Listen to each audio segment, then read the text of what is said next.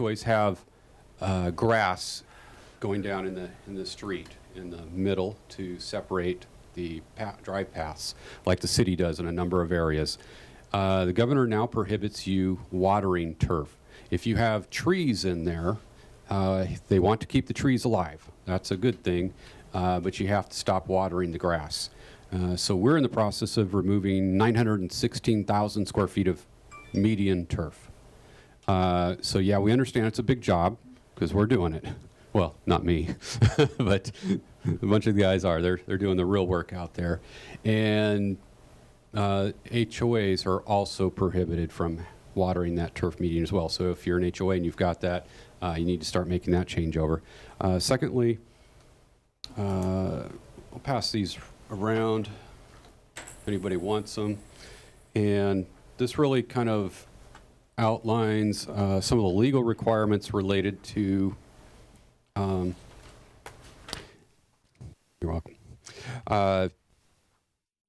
The lawns. So this, of course, is always one of those big things about HOA requirements and what I can and can't do. And so I'm not an attorney, nor do I play one on TOTV. But in this case, I'm going to cite an attorney. This actually references an attorney. And it's wrong to fine owner for not watering lawn during drought.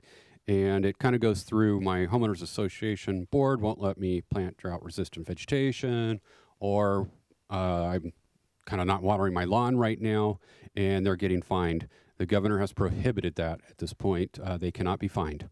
And it goes on and kind of talks about details where in the backside, associations are not prohibited from applying landscaping rules as long as they conform with, and the legislature has recognized and affirmed the right of an association to regulate aesthetics. However, the conservation of water, especially during a severe drought, takes precedence over that right. The law is clear. A homeowners association shall not oppose a fine or assessment against an owner for reducing or eliminating watering vegetation or lawns during any period for which either the governor or local government has declared a local or state emergency because of drought. And that's a legal opinion. You can find more in there, and I've got another one on the website as well. So I just wanted to put that out there as well. My name's Steve Foreman. I'm a resident of Rancho Conejo Village. Lived there for about 7-8 years. And I'm not on the HOA board, nor do I have any official position within the HOA. But 6 years ago, I decided on my own initiative to go ahead and try to make an impact by see if we could save some water. I mean, many of you maybe have seen in your HOAs, if you are into HOAs, where there's water, coming out of sprinkler heads and flying on the road, and leaks and major problems. So I saw all of that. So I worked with California American Water. They're our retailer, and our HOA and our property manager, which is Gold Coast. And they agreed, again, I don't have any official role, but nevertheless, they did agree to let us go ahead with the audit. So we went out and we did this audit. And the audit is done essentially, on 5 acres of common area. 5 acres of common area. Not the individual residents are the responsibility of the homeowners, but we were spending in the 2009 about $82,000 just to water those 5 acres. So this is all about, again, just the common area and the 5 acres. So this is the entrance, and we have one small area, median area in the entrance, but other than that, there's no, this is an example of a common area. It's right out in front of the unit. You can see there, those are the months and the amount of water usage in 100 cubic feet. That's the typical unit you see on your bills. They're called units. Basically, 100 cubic feet is 748 gallons of water. And this is how much water we were using essentially through the fiscal 2008 timeframe. These are the 21 water meters. We have, in those 5 acres of common area, we have 21 controllers, and each controller has a water meter. and these are the water meters. The total water costs and to that fiscal year was $82,754. We hadn't done anything up to that point. Now, we started to take a look, do the audit, the inspection of the whole system. 3 stages. Stage 1, fix everything that's broken. So when you see water flying through the air, there's a leak somewhere, puddles. We went out and we activated every controller and watched what happened. And we had forms, there's a rather detailed form, filling out the forms for every controller, every position in the irrigation system. We documented it. The landscaping company went out and fixed everything, put all the new heads in, proper heads. There's a whole list of problems we can find, you know, things like vegetation completely covering sprinkler heads. You know, everything had grown significantly since the first installation, which was done 15 or 20 years ago. Second stage, stage 2, is the installation of weather-based controllers. We have completed those 2 stages. Initially, the fixing of the broken parts occurred fairly soon after the audit. We completed the audit. A year or 2 later, after the switch to Valley Crest Landscaping, they are the ones that put in the weather-based controller. And they installed the HydroPoint weather track system, which they can control remotely. Third stage we have not completed is the remove the turf and put in the drought tolerant.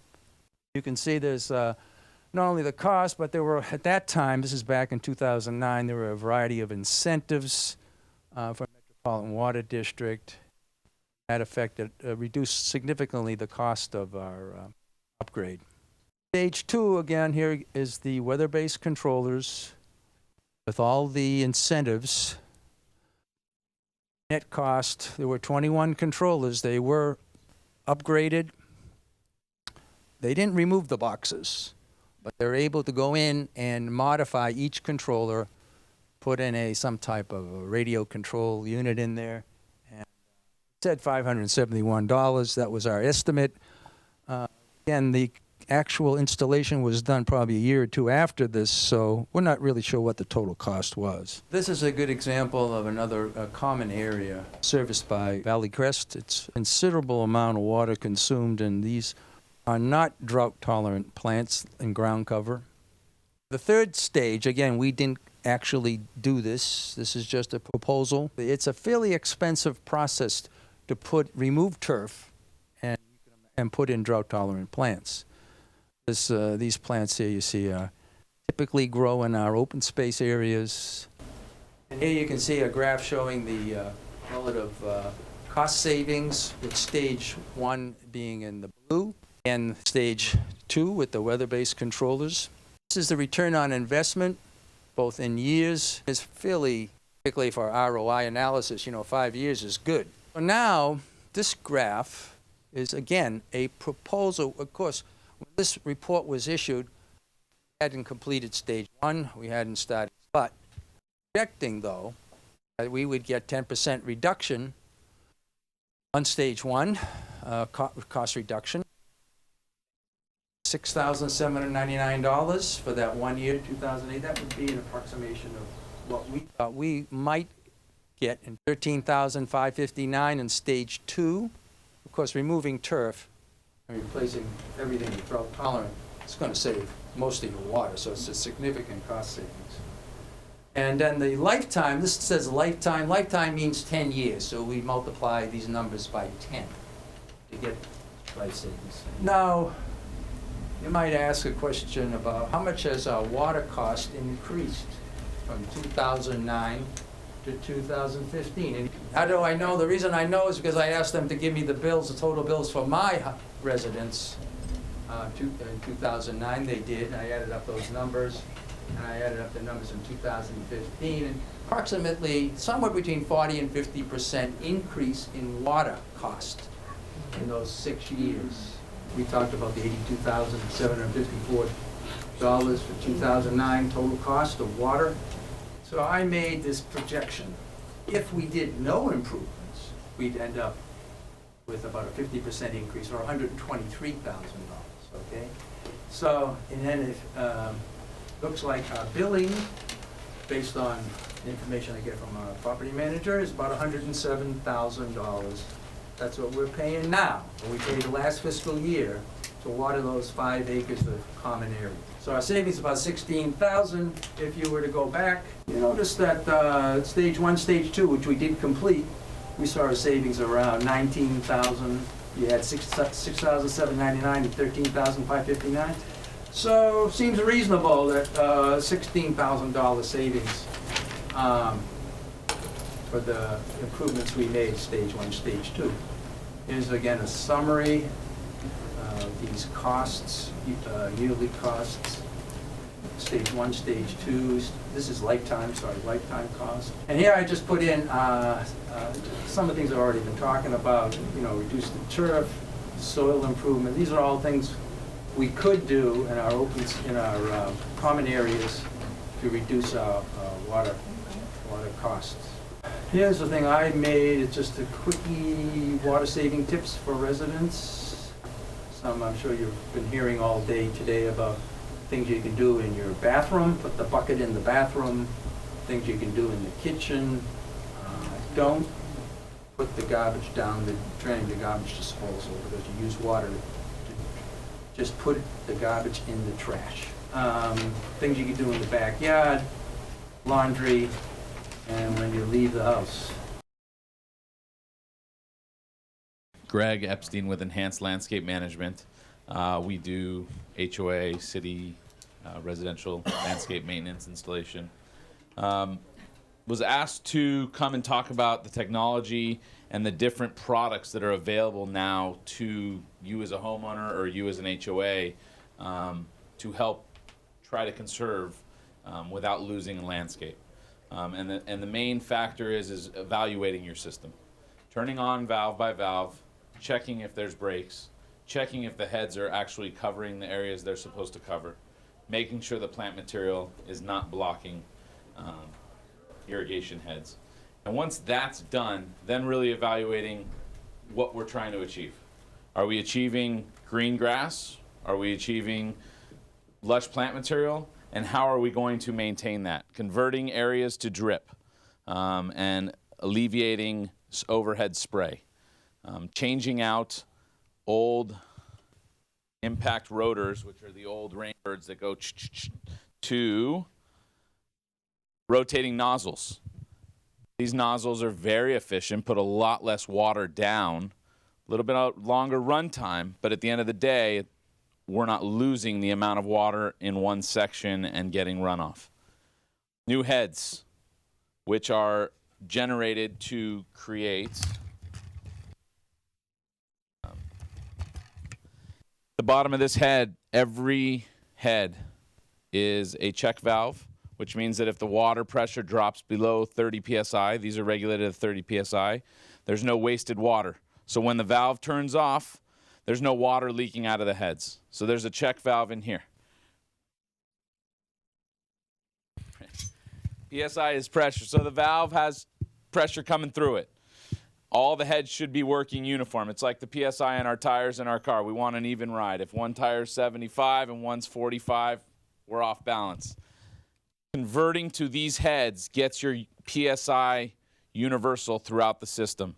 So if you were to take out all your heads and put in these heads in that particular zone, every head would only allow 30 PSI, which in turn means that the water coming out of the nozzle is not misting in the air. It's actually doing what the head is set to do.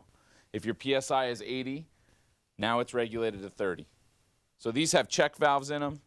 They're regulated to 30 PSI. On top of that, there's a flopper bouncing around in there. You can hear it. Lawnmower, weed eater, anything cuts the nozzle off. This particular brand shoots a pencil thickness stream in the air, so you're not gushing water. So you're not losing that water on the ground. Other brands completely turn it off. So if the nozzle's cut off, there's no wasted water. So there's technology out there to retrofit current systems that will allow you to become compliant and see reduction in water. Same thing goes for rotors for slopes.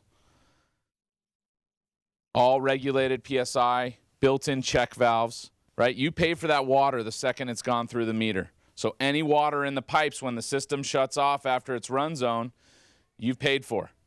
If that water's leaking out of the lowest head, that's just wasted money, wasted water. So all the water in the line is yours. So when the sprinklers come on again, that water's being used. It doesn't have to recharge the line. This is a Rainbird. A Rainbird. This is a 1804. These are RD heads. All the brands, all the manufacturers have them. Precision nozzles are very efficient as well. 30% savings on the nozzle itself by converting, like for like. Again, your system has to be operating correctly. So evaluating your system, making sure there's no breaks, making sure that everything has been repaired. Then you can take it to the next step and go, what's our long-term goal? What's the landscape appearance? What do we want to achieve? Are we going to drip? Amazing product.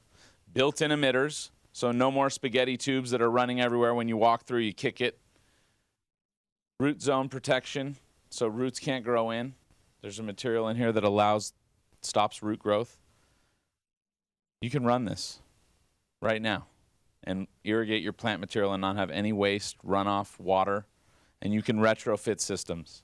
And that's what needs to be done in order for us all to achieve water savings. Going into weather-based timers, which was brought up, they're successful. Unfortunately, right now with restrictions that we have, they're not doing their job because you have to override. So really managing your irrigation as an HOA and managing the timer is what's essential. Going through and turning off heads that no longer need to be operating, just turning them off. And you start to do that and you start to see savings, and all of a sudden you can keep that grass looking decent through the summer months and keep those plant material zones that don't need water every day. Cut them down. Agapanthus, there's a lot of plant material out here that we're just used to watering, that even if we cut the water off, we're not going to lose it. It's just reducing. And that's our real suggestion to all of our HOAs, all of our customers, is evaluating your system, putting a plan together, and doing it in steps. Changing out heads, then approaching the landscape, and then figuring out what the long-term goal is with turf removal. This has a built-in emitter every 12 inches into the line. So you can run that through the planter. The water's coming out every 12 inches. Ideally, in a retrofit, you need to get it right next to the plant, so you might use a little bit more material than a new construction project where you can install that and do your design based on it. Anything over a 12 zone, you should be able to have a remote control access. So your contractor should be able to walk around and turn on zones for you, and evaluate what's going on at any point. And that's where HOAs really need to drive home with their contractors, is to do your monthly inspections, do your inspections on your irrigation. That's money that you guys will spend and reap the rewards on, because that water is costing you as it runs down the drain. And at 2 in the morning, when it's on, no one sees the break. So if you're not going through and checking and seeing what's going on a constant basis, there's no perfect system. There's no perfect system. Water windows are one of the hardest things currently. What we've started to do is irrigate morning and night. So we're limited to a 15-minute run zone. I'm going to use round numbers. We're going to run a 7-minute zone in the morning and a 7-minute zone at night. That's really like watering 4 days a week if we're doing that 2 days a week. We're not watering 10 to 15 minutes, but we're getting the water down in different cycles. So we can irrigate areas that are heavily populated where people are walking earlier on, and then go to slope areas later on when people aren't around. So it's all management. So global automatic weather sensing. We get such few days of rain here, so what is the real benefit of that, other than if it rains, it'll automatically shut it off? All timers should have a rain sensor attached to them, because with the drought, it's no water within 48 hours of a rain period. Rain sensors can go onto any timer. Rain sensors are cheap, and it's money well spent to just make sure that the timer is off after rain. Okay. I did have one more question about the medians. So you're talking about like a 1 foot median. What about like larger medians, like the entrance? Like they're more like great big, larger. The medians areas, are in the street. right. So Anything that's in the streets if considered a it's, median? if you got traffic on one side and traffic on the other side, it's a median. So it's in between the two streets. So nobody's going to picnic there, nobody's walking there. It's in the street, literally. Turf. Yeah. But if you've got trees and roses and great big areas, you're allowed to water that then? On drip, okay. Thank you. Yeah, in the median. So if it's on the side of the road, that's a different thing. Okay. Okay, just want to make sure we're clear. But if it is a median with trees on drip, You kill the grass, are not allowed to water it, but you are supposed to water your trees. no, but why even kill your grass? Just, you're gonna have to change out. So the city is changing out 916,000 square feet of irrigation system to ensure we do not water grass and we are only watering trees. But I'm just saying, the grass is gonna die. If you change it to drip, you're just gonna water the trees. You don't really. have As to long as kill you're the just grass. watering the trees is the key thing. So you can't keep the turf alive because we got trees there, we have to water them anyhow. So we're just going to let the turf stay alive. Is that gonna be mulched as well? And I'm not sure how your HOA is going to do it. I mean, are you asking for the city or are you asking for an HOA? well, I would see that you would clear the grass that's surrounding the trunk and put mulch in it as well as doing the drip. Not Okay, just- but not clear the grass. All the grass is coming out in our areas eventually. It may go dead for a while before we get a chance to use it. All of it will be coming out to ensure we're not watering turf. There's no turf in there. And we'll be converting it over to some type of drought tolerant landscaping, or we may put mulch, or we may do different things, some real drought tolerant plants, and have some drip system for the trees. But turf is gone. The landscape division is working on a landscape master plan, if you will. They're moving up some of the medians to re-landscape, put in more of a drought-tolerant shrubbery. I haven't seen the master plan draft at this point, but the emphasis or the goal is to eliminate all the turf in the medians. And it's the water agency that's doing it, or the city? The cities are. City streets, it's the city's landscape division that's working on it. The landscape division has medians and California American, as well as California Water Service Company. So they have medians in all three agencies. But it's city property, so it's our responsibility to deal with. How much rain has to fall before it's considered a rain? The reason why I ask you that is because we have sensors, and our landscaper said that until a quarter of an inch falls, it isn't considered rain, and our sprinklers still continue to turn out. The legal definition is measurable rainfall, and the state has declined to state whether that's 1 inch, a tenth of an inch, or anything else. They said it's measurable rainfall, use your best judgment. And at this point, the city's not set a level. So quarter inch may be reasonable, but that's more of what I say is a rule of thumb now, because it's also kind of an issue is if I say it rained a quarter inch in Thousand Oaks, well, maybe Newbury Park got that quarter, but it didn't quite hit in this other area too. So we're trying to use a reasonable standard, and if a whole lot of rain comes down and we go by, we're going to be after you, and if didn't look like there's a whole lot of rain in that area, then we'll probably just let it slide. And it's a 48-hour. 48-hour window, so during, so sprinklers going during really kind of irritate people for some reason there, and then the 48 hours afterwards, yeah. Any others before we wrap up here? Thank you for coming, and thanks for our panel members here, Greg and Steve.